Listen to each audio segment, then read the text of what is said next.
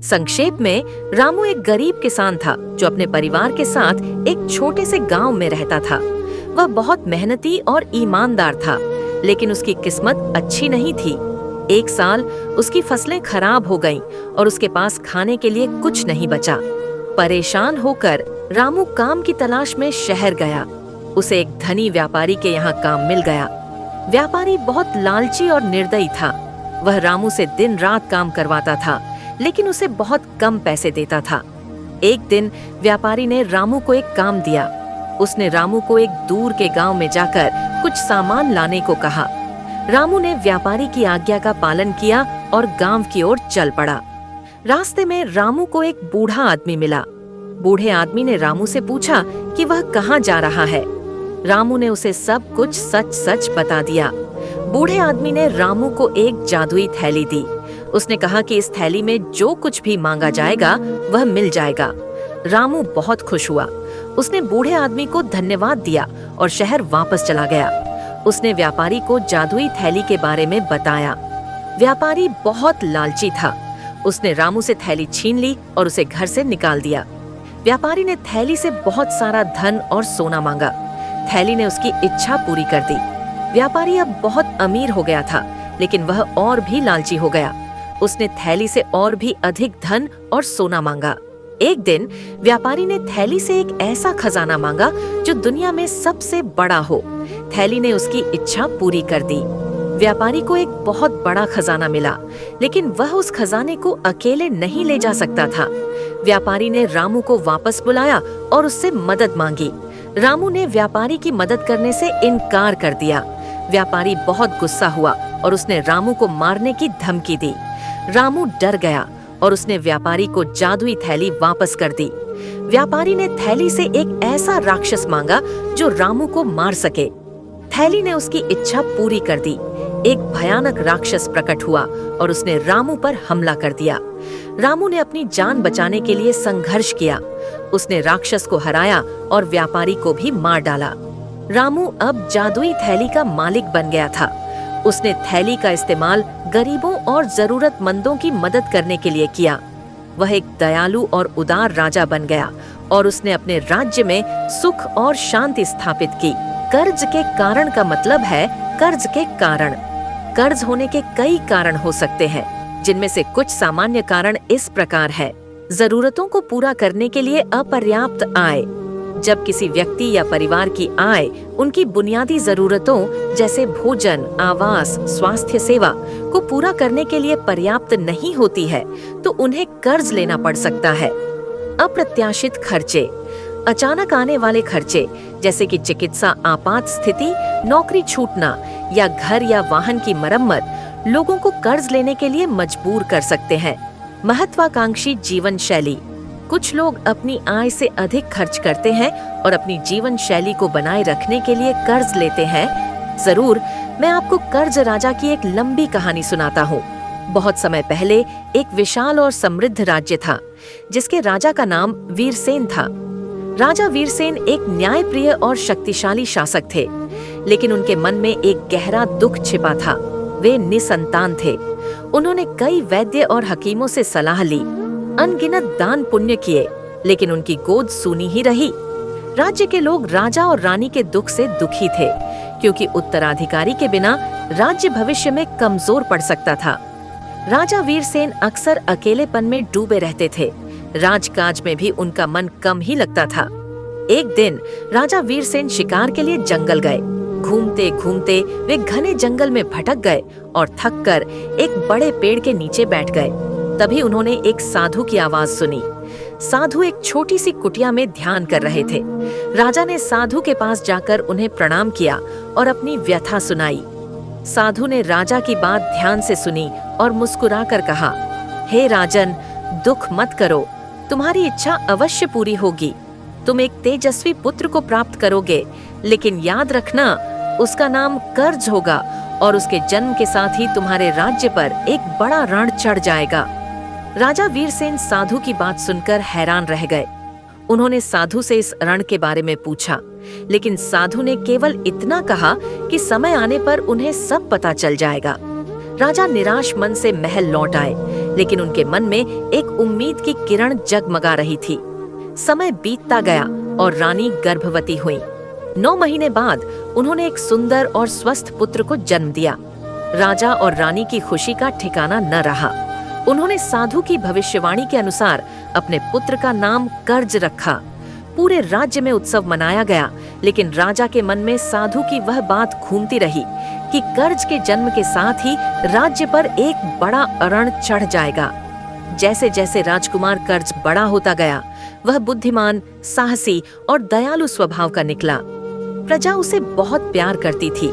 राजा वीरसेन ने उसे राजकुमार की सभी शिक्षाएं दी और उसे राजकाज के कार्यों में भी निपुण बनाया। लेकिन साधु की भविष्यवाणी सच होने लगी। राजकुमार कर्ज के जन्म के कुछ वर्षों बाद राज्य में लगातार सूखा पड़ने लगा।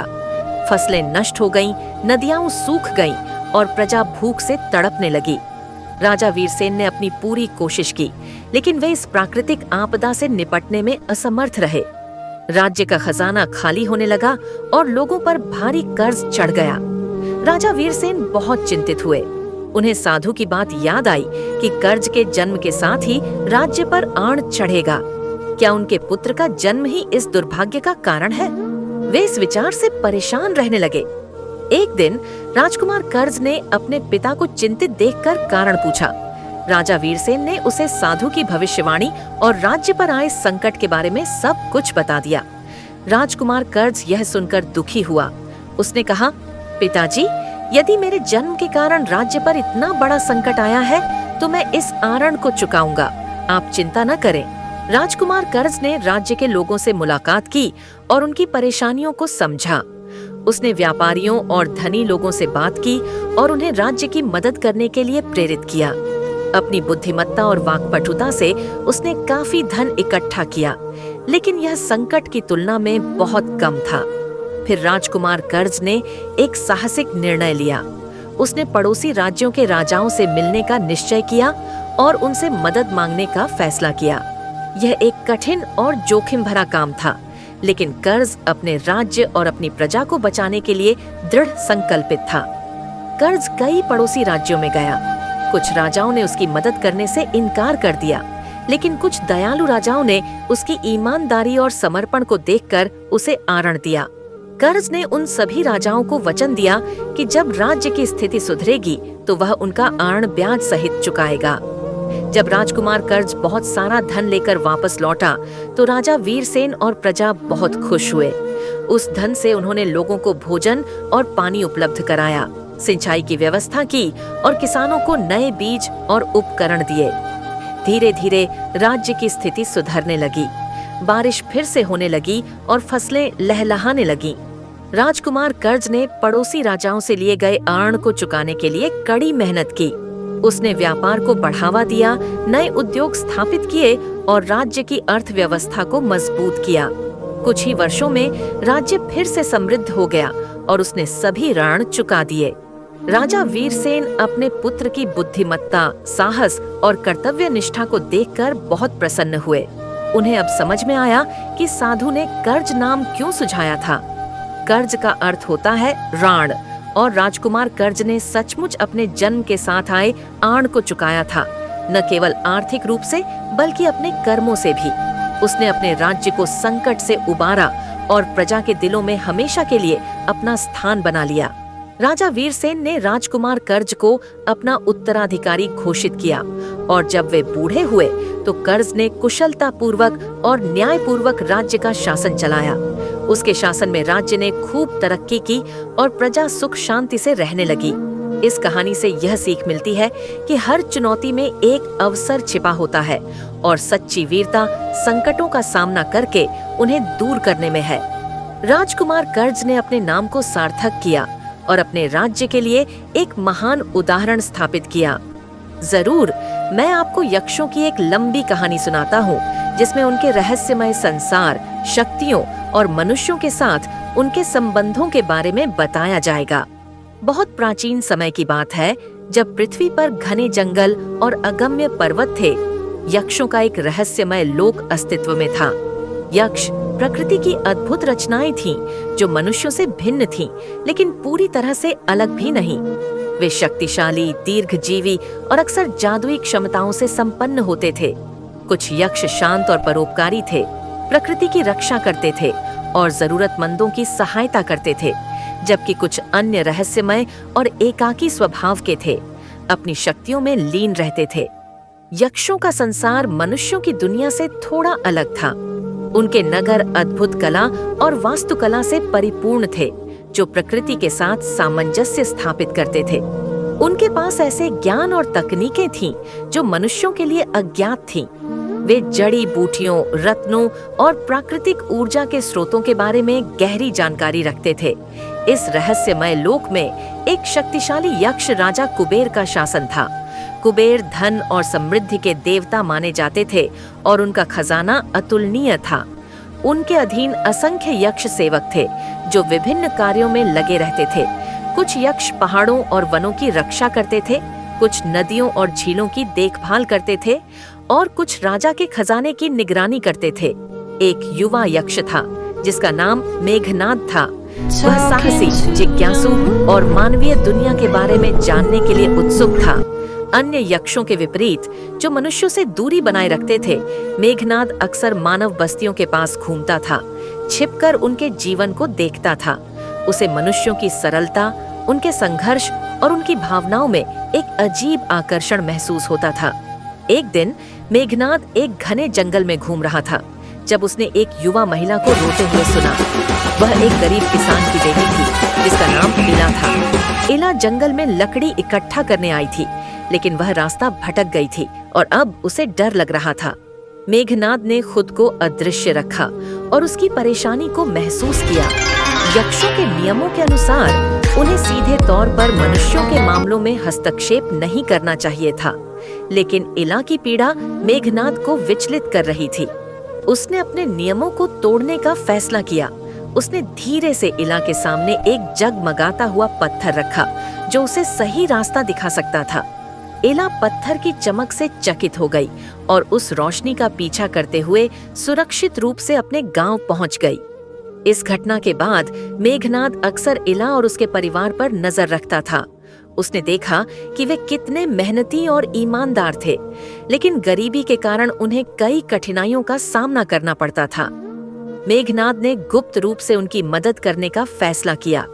वह रात में उनके खेत में जाकर मिट्टी को उपजाऊ बना देता, उनके बीमार पशुओं को ठीक कर देता और कभी-कभी उनके घर के पास अनाज और फल रखाता।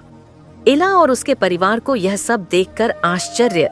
माता पिता का कर्ज चुकाना एक गहरा और भावनात्मक विषय है।